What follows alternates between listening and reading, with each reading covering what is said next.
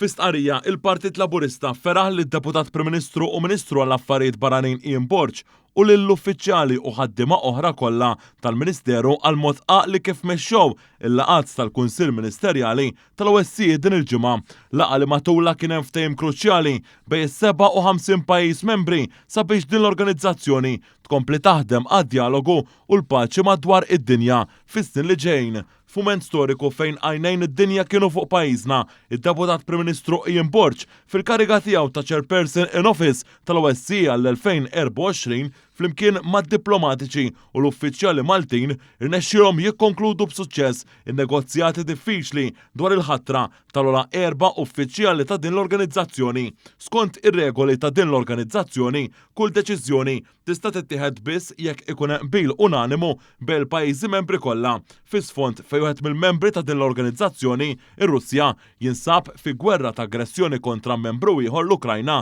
għal dawn l-aħħar snin kienet ikun diffiċli ferm li f'din l-organizzazzjoni tilħaq konsensus sħiħ biex jittieħdu id-deċiżjonijiet meħtieġa. Fil-fatt għal dawn l-aħħar xhur l-organizzazzjoni spiċċat blola karigi tagħha battala wara xhur ta' negozjati mill-Presidenza Maltija tal-OSCE, il-ftehim li ntlaħaq f'Malta wassal biex dawn il-karigi imtlew mill-ġdid minn uffiċjali ġodda bl-approvazzjoni sħiħa ta' 57 membru pajjiż. Fit-tmexxija tal-OSCE din is-sena, id-Deputat Prim Ministru u ħafna uffiċjali Maltin oħra komplew issaħħu l-istima li għandha Malta fil-fora multilaterali hekk kif pajjiżna ikompli jisħaq fuq l-għajt tal-paċi u dialogu kif qal id-Deputat Prim Ministru Ian Borg stess f'dawn l-aħħar jiem jekk ma nażlux il-paċi u dialogu l-unika alternattiva tkun il-konflitti u l-gwerer.